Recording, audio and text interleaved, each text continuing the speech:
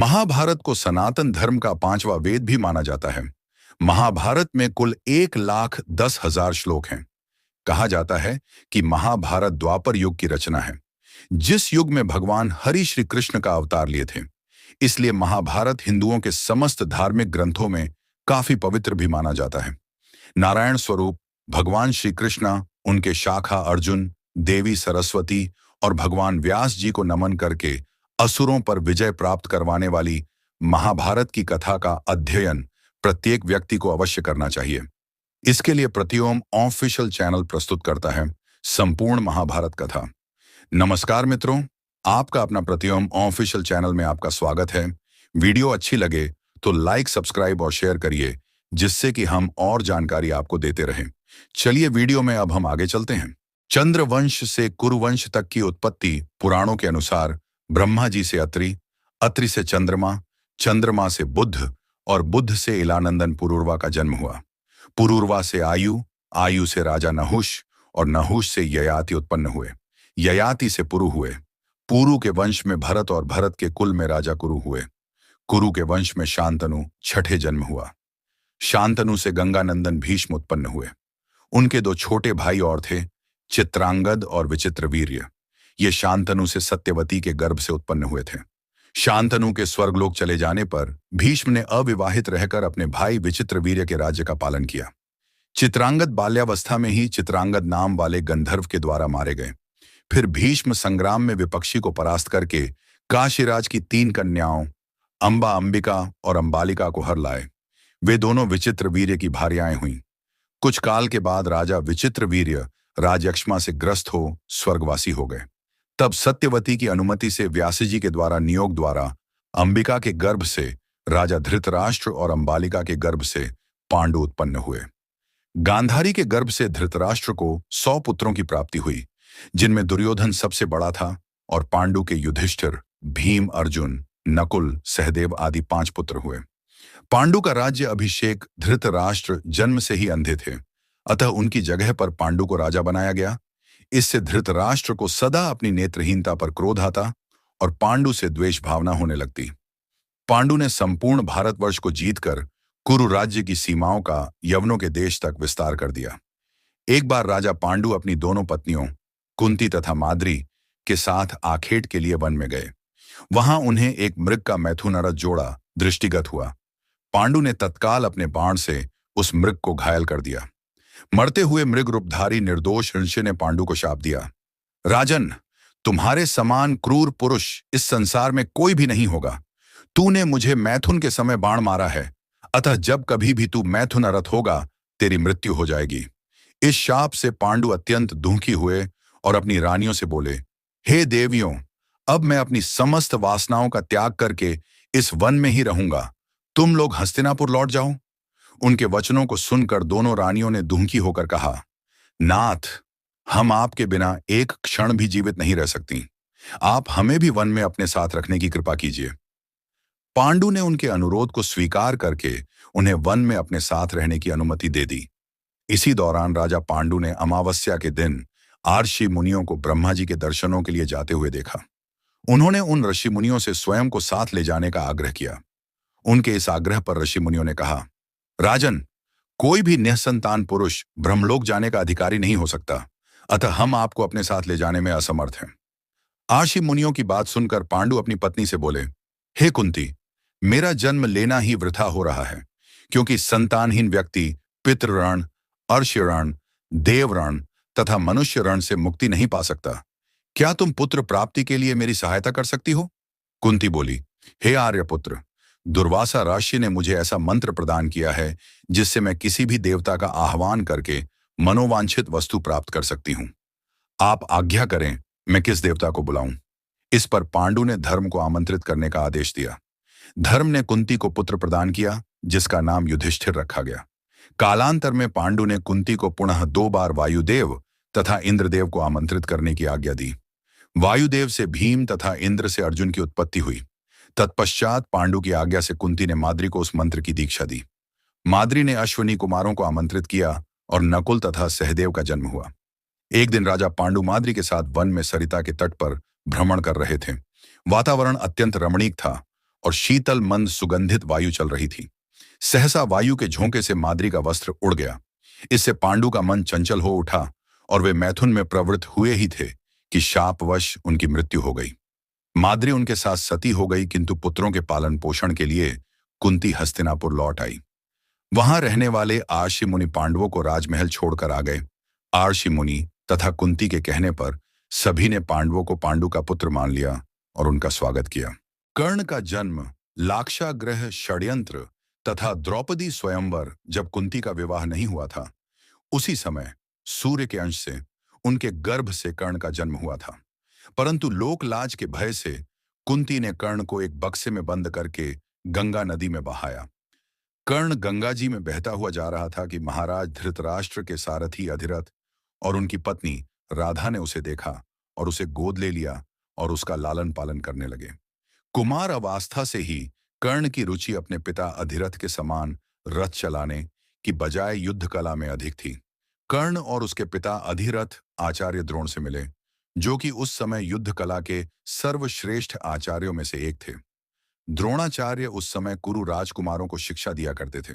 उन्होंने कर्ण को शिक्षा देने से मना कर दिया, क्योंकि कर्ण एक सारथी पुत्र था और द्रोण केवल क्षत्रियों को ही शिक्षा दिया करते थे। द्रोणाचार्य की असम्मति के उपरांत कर्ण ने परशुराम से संपर्क किया, जो कि केवल ब्राह्मणों को ही शिक्षा दिया करते थे। कर्ण ने स्वयं को ब्राह्मण बताकर परशुराम से शिक्षा का आग्रह किया। परशुराम ने कर्ण का आग्रह स्वीकार किया और कर्ण को अपने समान ही युद्ध कला और धनुर्विद्या में निष्णात किया। इस प्रकार कर्ण परशुराम का एक अत्यंत परिश्रमी और निपुण शिष्य बना। कर्ण दुर्योधन के आश्रय में रहता था। दैव योग तथा शकुनी के छल कपट से कौरवों और पांडवों में वैर की आग प्रज्वलित हो उठी। दुर्योधन बड़ी खोटी बुद्धि का मनुष्य था। उसने शकुनी के कहने पर पांडवों को बचपन में कई बार मारने का प्रयत्न किया।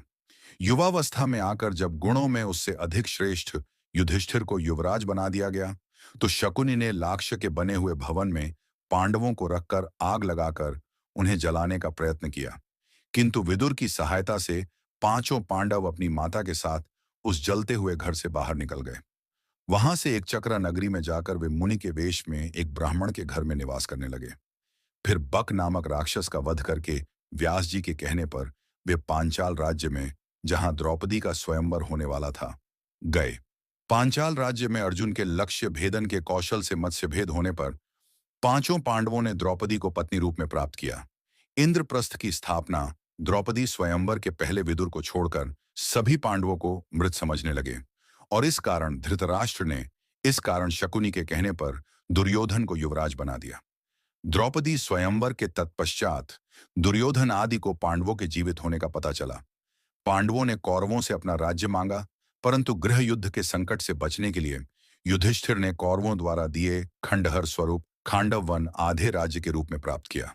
पांडुकुमार अर्जुन ने श्री कृष्ण के साथ खांडव वन को जला दिया और इंद्र के द्वारा की हुई वृष्टि का अपने बाणों के छत्राकार बांध से निवारण करते हुए अग्नि को तृप्त किया। वहां अर्जुन और कृष्ण जी ने समस्त देवताओं को युद्ध में परास्त कर दिया। इसके फलस्वरूप अर्जुन ने अग्निदेव से दिव्य गांडीव धनुष और उत्तम रथ प्राप्त किया और कृष्ण जी ने सुदर्शन चक्र प्राप्त किया था। उन्हें युद्ध में भगवान कृष्ण जैसे सारथी मिले थे तथा उन्होंने आचार्य द्रोण से ब्रह्मास्त्र आदि दिव्य अयुद्ध और कभी नष्ट न होने वाले बाण प्राप्त किए थे। इंद्र अपने पुत्र अर्जुन की वीरता देखकर अति प्रसन्न हुए। इंद्र के कहने पर देवशिल्पी विश्वकर्मा और मय दानव ने मिलकर खांडव वन को इंद्रपुरी जितने भव्य नगर में निर्मित कर दिया, जिसे इंद्रप्रस्थ नाम दिया गया। पांडवों की विश्व विजय और उनका वनवास, सभी पांडव सब प्रकार की विद्याओं में प्रवीण थे। पांडवों ने संपूर्ण दिशाओं पर विजय पाई और युधिष्ठिर राज्य करने लगे।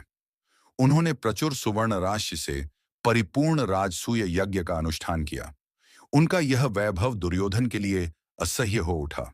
उसने अपने भाई दुशासन और वैभव प्राप्त सुहृद कर्ण के कहने से शकुनी को साथ ले द्यूत सभा में जुए में प्रवृत्त होकर युधिष्ठिर को उसके भाइयों, द्रौपदी और उनके राज्य को कपट द्यूत के द्वारा हंसते हंसते जीत लिया। दुर्योधन ने कुरु राज्य सभा में द्रौपदी का बहुत अपमान किया, उसे निर्वस्त्र करने का प्रयास किया। श्री कृष्ण ने उनकी लाज बांचाई। तत्पश्चात द्रौपदी सभी लोगों को श्राप देने ही वाली थी, परंतु गांधारी ने आकर ऐसा होने से रोक दिया। साथ ही में जुए में परास्त होकर युधिष्ठिर अपने भाइयों के साथ वन में चले गए। वहां उन्होंने अपनी प्रतिज्ञा के अनुसार 12 वर्ष व्यतीत किए। वे वन में भी पहले ही की भांति प्रतिदिन बहुसंख्यक ब्राह्मणों को भोजन कराते थे। एक दिन उन्होंने 88,000 द्विजों सहित दुर्वासा को श्री कृष्ण कृपा से परितृप्त किया। वहां उनके साथ उनकी पत्नी द्रौपदी और पुरोहित धौम्य जी भी थे। 12वां वर्ष बीतने पर वे विराट नगर में गए। वहां युधिष्ठिर सबसे अपरिचित रहकर कंक नामक ब्राह्मण के रूप में रहने लगे। भीमसेन रसोइया बने थे। अर्जुन ने अपना नाम बृहन्नला रखा था। पांडव पत्नी द्रौपदी रणिवास में सैरंध्री के रूप में रहने लगी।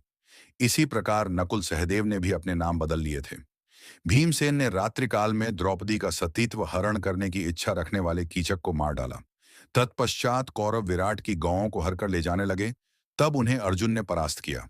उस समय कौरवों ने पांडवों को पहचान लिया। श्री कृष्ण की बहन सुभद्रा ने अर्जुन से अभिमन्यु नामक पुत्र को उत्पन्न किया था। उसे राजा विराट ने अपनी कन्या उत्तरा ब्याह दी। शांतिदूत श्री कृष्ण, युद्ध की शुरुआत तथा श्री कृष्ण द्वारा अर्जुन को उपदेश, धर्मराज युधिष्ठिर 7 अक्षौहिणी सेना के स्वामी होकर कौरवों के साथ युद्ध करने को तैयार हुए। पहले भगवान श्री कृष्ण परम क्रोधी दुर्योधन के पास दूत बनकर गए। उन्होंने 11 अक्षौहिणी सेना के स्वामी राजा दुर्योधन से कहा, राजन, तुम युधिष्ठिर को आधा राज्य दे दो या उन्हें 5 ही गांव अर्पित कर दो, नहीं तो उनके साथ युद्ध करो। श्री कृष्ण की बात सुनकर दुर्योधन ने कहा, मैं उन्हें सुई की नोक के बराबर भूमि भी नहीं दूंगा। हाँ, उनसे युद्ध अवश्य करूंगा। ऐसा कहकर वह भगवान श्री कृष्ण को बंदी बनाने के लिए उद्यत हो गया। उस समय राजसभा में भगवान श्री कृष्ण ने अपने परम दुर्धर्ष विश्वरूप का दर्शन कराकर दुर्योधन को भयभीत कर दिया। फिर विदुर ने अपने घर ले जाकर भगवान का पूजन और सत्कार किया। तदनंतर वे युधिष्ठिर के पास लौट गए और बोले, महाराज, आप दुर्योधन के साथ युद्ध कीजिए। युधिष्ठिर और दुर्योधन की सेनाएं कुरुक्षेत्र के मैदान में जा डटी। अपने विपक्ष में पितामह भीष्म तथा आचार्य द्रोण आदि गुरुजनों को देखकर अर्जुन युद्ध से विरत हो गए। तब भगवान श्री कृष्ण ने उनसे कहा, पार्थ, भीष्म आदि गुरुजन शोक के योग्य नहीं है। मनुष्य का शरीर विनाशशील है, किंतु आत्मा का कभी नाश नहीं होता। यह आत्मा ही परब्रह्म है। मैं ब्रह्म हूं। इस प्रकार तुम उस आत्मा को समझो। कार्य की सिद्धि और असिद्धि में समान भाव से रहकर कर्म योग का आश्रय ले क्षात्र धर्म का पालन करो। श्री कृष्ण के ऐसा कहने पर अर्जुन रथारूढ़ हो युद्ध में प्रवृत्त हुए। उन्होंने शंख ध्वनि की। दुर्योधन की सेना में सबसे पहले पितामह भीष्म सेनापति हुए। पांडवों के सेनापति शिखंडी थे। इन दोनों में भारी युद्ध छिड़ गया। भीष्म सहित कौरव पक्ष के योद्धा उस युद्ध में पांडव पक्ष के सैनिकों पर प्रहार करने लगे और शिखंडी आदि पांडव पक्ष के वीर कौरव सैनिकों को अपने बाणों का निशाना बनाने लगे। कौरव और पांडव सेना का वह युद्ध देवासुर संग्राम के समान जान पड़ता था। आकाश में खड़े होकर देखने वाले देवताओं को वह युद्ध बड़ा आनंददायक प्रतीत हो रहा था। भीष्म ने 10 दिनों तक युद्ध करके पांडवों की अधिकांश सेना को अपने बाणों से मार गिराया। भीष्म द्रोण वध 10वें दिन अर्जुन ने वीरवर भीष्म पर बाणों की बड़ी भारी वृष्टि की। इधर द्रुपद की प्रेरणा से शिखंडी ने भी पानी बरसाने वाले मेघ की भांति भीष्म पर बाणों की झड़ी लगा दी। दोनों ओर के हाथी सवार, घुड़सवार, रथी और पैदल एक दूसरे के बाणों से मारे गए। भीष्म की मृत्यु उनकी इच्छा के अधीन थी। जब पांडवों को यह समझ में आ गया कि भीष्म के रहते वो इस युद्ध को नहीं जीत सकते, तो श्री कृष्ण के सुझाव पर उन्होंने भीष्म पितामह से ही उनकी मृत्यु का उपाय पूछा। उन्होंने कहा कि जब तक मेरे हाथ में शस्त्र है, तब तक महादेव के अतिरिक्त मुझे कोई नहीं हरा सकता। उन्होंने ने ही पांडवों को सुझाव दिया। शिखंडी पूर्व जन्म में अंबा थी, इसलिए वो उसे कन्या ही मानते थे। 10वें दिन के युद्ध में अर्जुन ने शिखंडी को आगे अपने रथ पर बिठाया। शिखंडी को आगे देखकर भीष्म ने अपना धनुष त्याग दिया। उनके शस्त्र त्यागने के बाद अर्जुन ने उन्हें बाणों की शैया पर सुला दिया। वे उत्तरायण की प्रतीक्षा में भगवान विष्णु का ध्यान और स्तवन करते हुए समय व्यतीत करने लगे। भीष्म के बाण शैया पर गिर जाने के बाद जब दुर्योधन शोक से व्याकुल हो उठा, तब आचार्य द्रोण ने सेनापतित्व का भार ग्रहण किया। उधर हर्ष मनाती हुई पांडवों की सेना में धृष्टद्युम्न सेनापति हुए। उन दोनों में बड़ा भयंकर युद्ध हुआ, जो यमलोक की आबादी को बढ़ाने वाला था। विराट और द्रुपद आदि राजा द्रोण रूपी समुद्र में डूब गए। उस समय द्रोण काल के समान जान पड़ते थे। इतने ही में उनके कानों में यह आवाज आई कि अश्वत्थामा मारा गया। इतना सुनते ही आचार्य द्रोण ने अस्त्र शस्त्र त्याग दिए। ऐसे समय में धृष्टद्युम्न के बाणों से आहत होकर वे पृथ्वी पर गिर पड़े। कर्ण और शल्यवध द्रोण बड़े ही दुर्धर्ष थे। वे संपूर्ण क्षत्रियों का विनाश करके 5वें दिन मारे गए। दुर्योधन पुण्य शोक से आतुर हो उठा। उस समय कर्ण उसकी सेना का कर्णधार हुआ। पांडव सेना का आधिपत्य अर्जुन को मिला। कर्ण और अर्जुन में भांति भांति के अस्त्र शस्त्रों की मार काट से युक्त महाभयानक युद्ध हुआ, जो देवासुर संग्राम को बुरी तरह से मात करने वाला था। कर्ण और अर्जुन के संग्राम में कर्ण ने अपने बाणों से शत्रु पक्ष के बहुत से वीरों का संहार कर डाला। यद्यपि युद्ध गतिरोध पूर्ण हो रहा था, लेकिन कर्ण तब उलझ गया जब उसके रथ का एक पहिया धरती में धंस गया। धरती माता के श्राप के कारण वह अपने को मिले दैवी अस्त्रों के प्रयोग में भी असमर्थ हो जाता है, जैसा कि उसके गुरु परशुराम का श्राप था। तब कर्ण अपने रथ के पहिए को निकालने के लिए नीचे उतरता है और अर्जुन से निवेदन करता है कि वह युद्ध के नियमों का पालन करते हुए कुछ देर के लिए उस पर बाण चलाना बंद कर दे। तब श्री कृष्ण अर्जुन से कहते हैं कि कर्ण को कोई अधिकार नहीं है कि वह अब युद्ध नियमों और धर्म की बात करे, जबकि स्वयं उसने भी अभिमन्यु वध के समय किसी भी युद्ध नियम और धर्म का पालन नहीं किया था। उन्होंने आगे कहा कि तब उसका धर्म कहाँ गया था, जब उसने दिव्य जन्मा द्रौपदी को पूरी कुरु राजसभा के समक्ष वैश्या कहा था।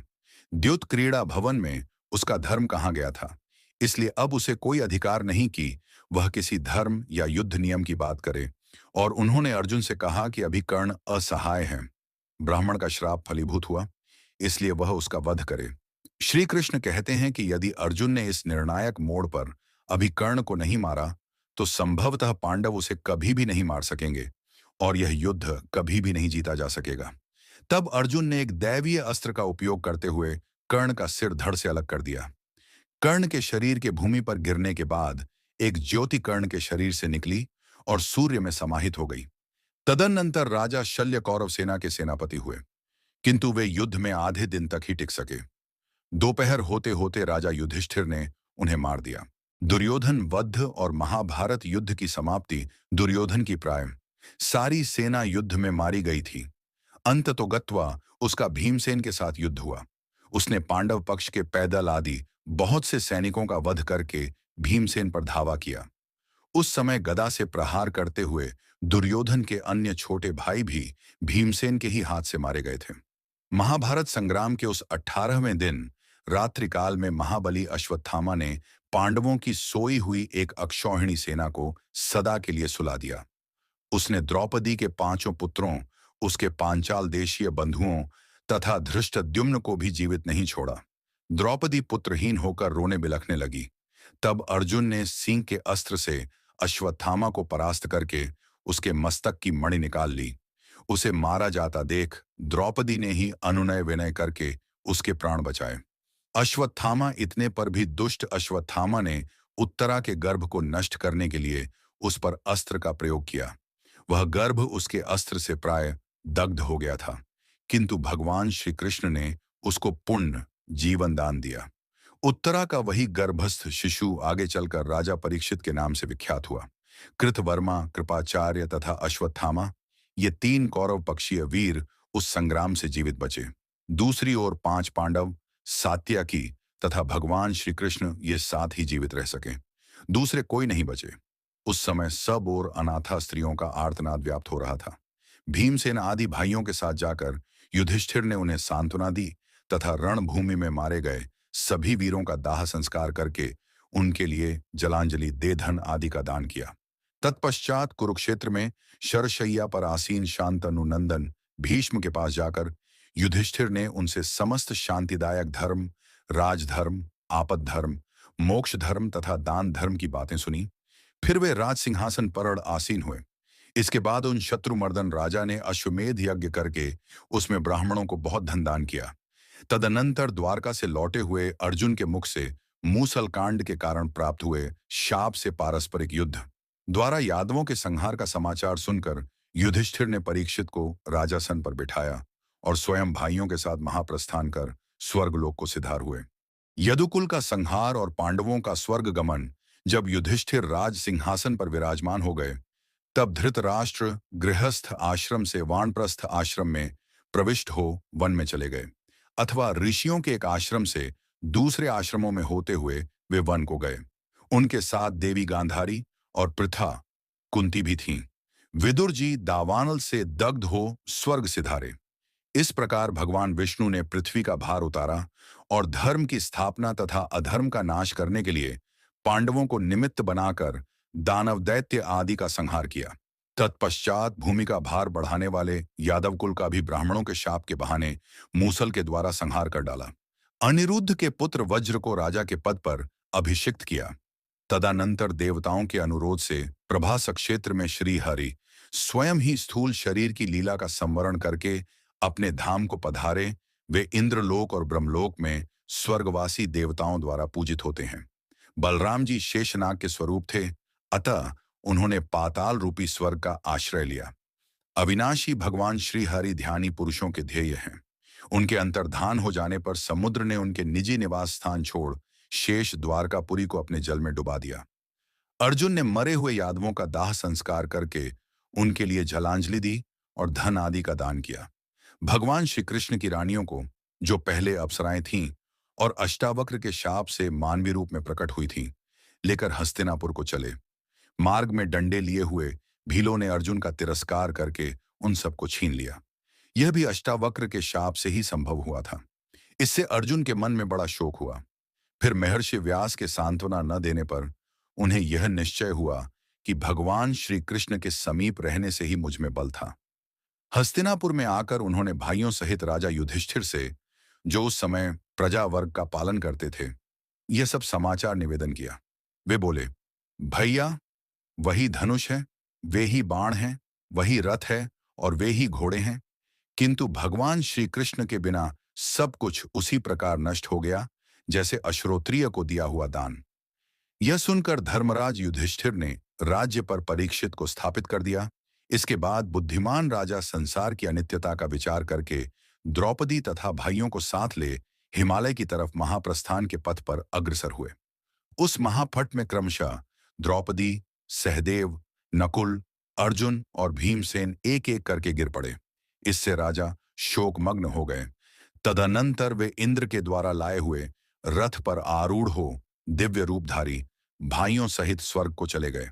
वहां उन्होंने दुर्योधन आदि सभी धृतराष्ट्र पुत्रों को देखा। तदनंतर उन पर कृपा करने के लिए अपने धाम से पधारे हुए भगवान वासुदेव का भी दर्शन किया। इससे उन्हें बड़ी प्रसन्नता हुई।